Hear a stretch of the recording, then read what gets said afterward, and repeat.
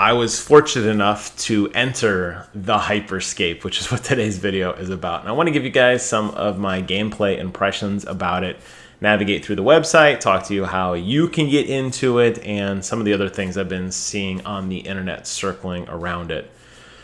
First and foremost, I think it's good to take a step back and talk about what is Hyper Scape. And it is really Ubisoft's attempt to jump into the Battle Royale world. One of the things that I noticed a lot of in my long history with World of Warcraft was just how many titles came along and said, this is the WoW killer.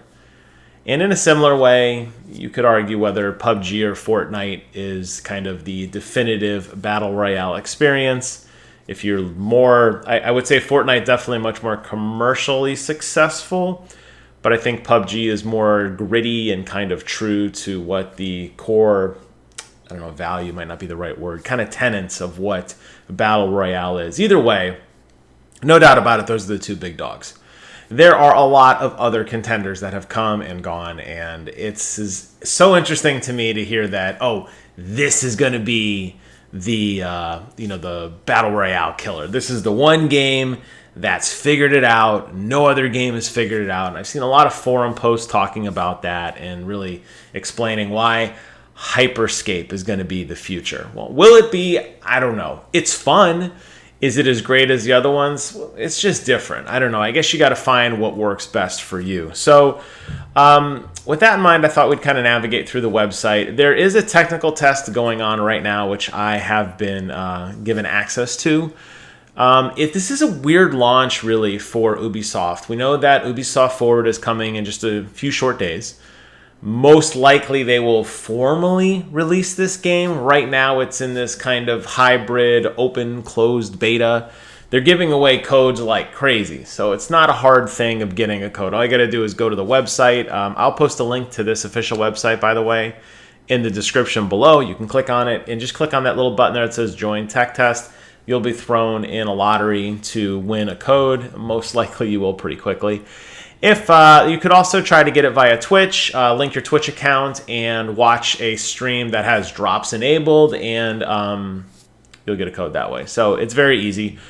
Right now it is just for PC. I don't know if there's any plans to release it on a console. It would make sense.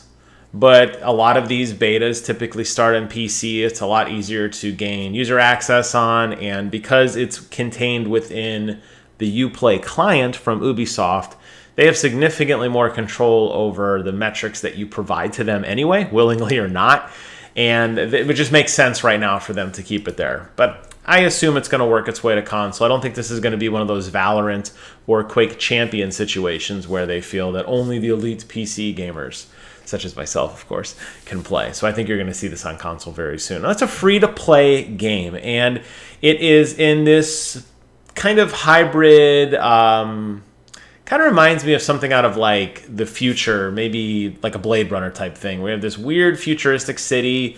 You are a digital avatar, and you go around and you fight to the death. Sound familiar? I mean, that's kind of what a lot of these games are. It's interesting to me, the aesthetic that they chose with this game being very modern. A lot of the Battle Royale games we've seen are very gritty, typically either present day or way in the past. And this is a cool aesthetic, so I like it. It's very futuristic weapons. It's very futuristic. Think along the lines of Apex Legends, but dial it up even more. You're going to be fighting in a modern city with crazy holograms and weird-looking cars and weird-looking monorail-type systems that kind of line the cityscape. And you're going to basically run around in a squad and try to take people out. So they do have a little bit of a trailer here. I'll just go ahead and let this play a little bit in the background so you can kind of get a rough idea. And then I'll talk a little bit about my experience with the game. But here you just kind of get a chance to look at what the aesthetic looks like. And coming on these really cool looking futuristic drop pod things. Your character's all futuristic, crazy helmets, crazy armor, crazy like glowing boots that leave like streamers behind you when you run.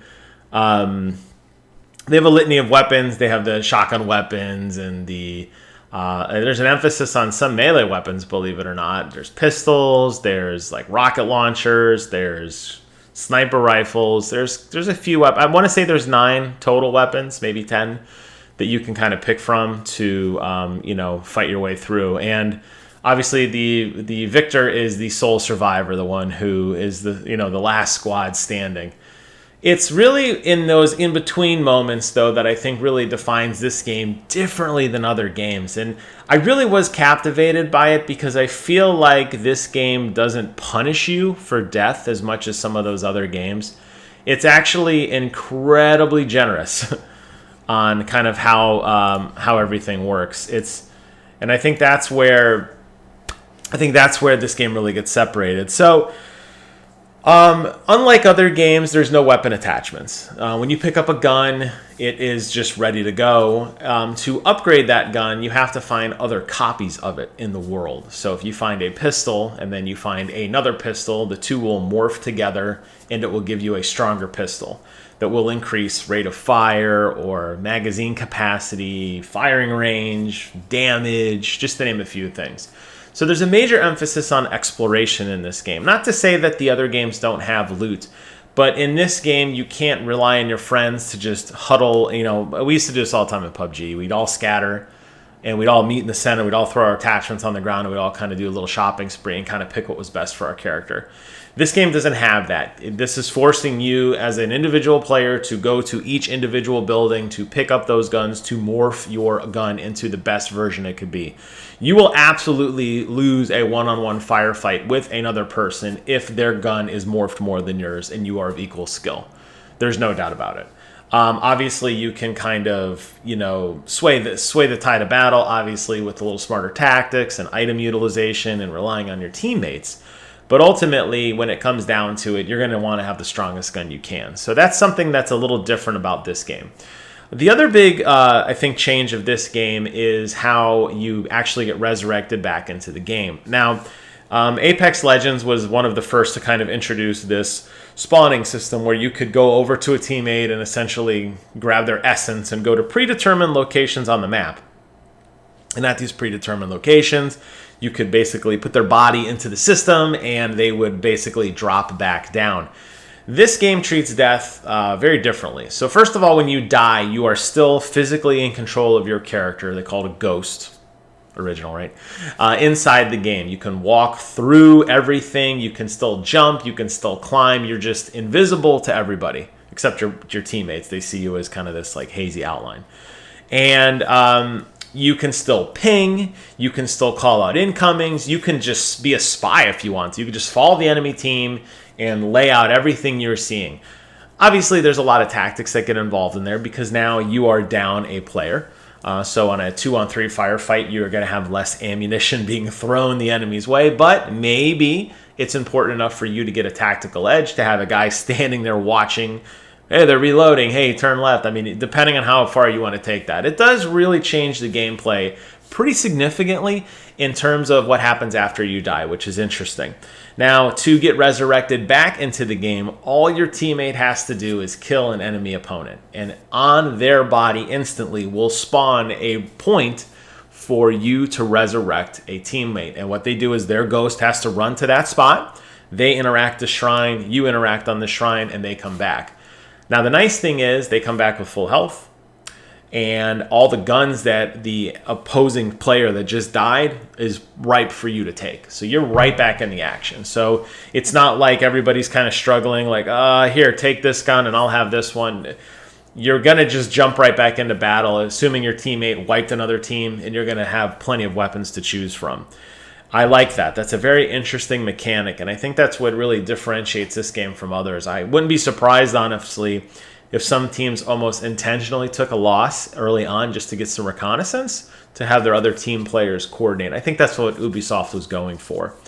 That's an interesting mechanic. Other than the death piece of it, there are still some other big changes. Most notably, you now have skills, very similar to what Valorant kind of did, except these are lootable items.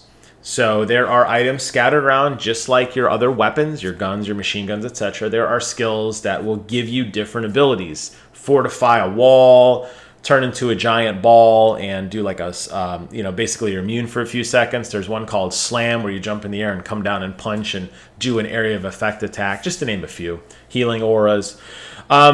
And just like the weapons, you have to go around and collect that same item multiple times to level it up, to get your healing aura to do more healing, or to get your wall to be stronger, or your slam to do more damage, things like that. Again, forcing you to explore the map. And you can have 2 items. So if everybody wants to have a healing item, I mean, I guess you could. But, maybe you have one person who's more dedicated as a healer, one person maybe who's more with a wall, or maybe you have duplicates in case somebody gets knocked. Again, kind of leading into that strategy. And due to the random nature of how the looting works, the reality is probably no 2 games will be the same, but it does kind of allow you to play to your strengths. If you feel you're more of a healer role, or you like to be more aggressive and put cover down or try to block enemy opponents with the wall, you have that option as well. And I think that's really interesting.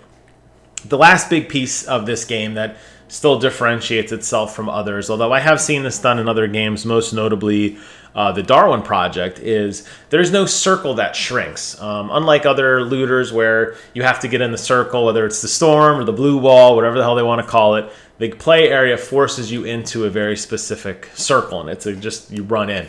The problem with the circle mechanic is sometimes you will drop in a place that's just really not advantageous. You are across the map, and you're going to spend most of your time traversing, whether by vehicle in PUBG or by launching yourself up a Fortnite and gliding across the map. And honestly, if you don't get a good drop, it does kind of make the game a lot less fun. And it really, unfortunately, favors the defenders. The guy who randomly spawned in the dead center of the circle, who looted that house, has a great sniper rifle, is going to have an absolute field day with all these people running into the center of the circle. This game fixes that by having 4 drop points across the corners of the map. So when you drop in, you're dropping in from all different sides of the map. And unlike the circle mechanic, the various zones, there's like a grid system. Various grids will vanish. When a grid vanishes, you do take some damage over time. So it is advantageous for you to get out. But because of the way the map is laid out, when a grid vanishes, there's a lot of opportunities to go north, south, east, or west, or maybe just kind of camp it out and wait, because when the grid vanishes, basically everything starts to get pixely and digitized, and the world vanishes and it becomes a flat surface. You do take damage over time, as I mentioned, but there is a lot of opportunity for you to stand there and wait, and you will be surprised people are hiding and they'll just fall because the ground will just fade out from under them and they'll fall, and you'll just be standing just absolutely no cover, and you'll be able to flush people out. So as an area is starting to close, a lot of teams will kind of circle around and set up perimeters to see. Maybe you can get lucky because somebody thinks they're hiding, they think they're safe, and as the structures start to fade away, it opens up sight lines and vulnerabilities for them to get shot. There's no health in this game, there's no ammo, or I'm sorry, there is ammo, there's no armor.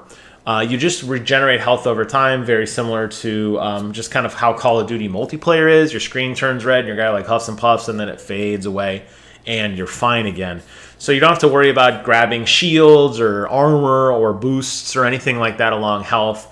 You're basically just going to have a finite amount of health that, well, I guess infinite if you want to think of it that way, that does regenerate over time.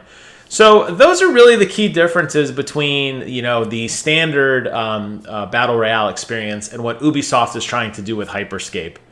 I like it. It's definitely different. You have to accept, though, that there's a lot of those conventions that do start to go away, as I just mentioned. And I think it's fun. The servers were very stable. The in-game voice communications were absolutely crystal clear. I think Ubisoft has done a phenomenal job of that. I personally didn't have any kind of latency issues.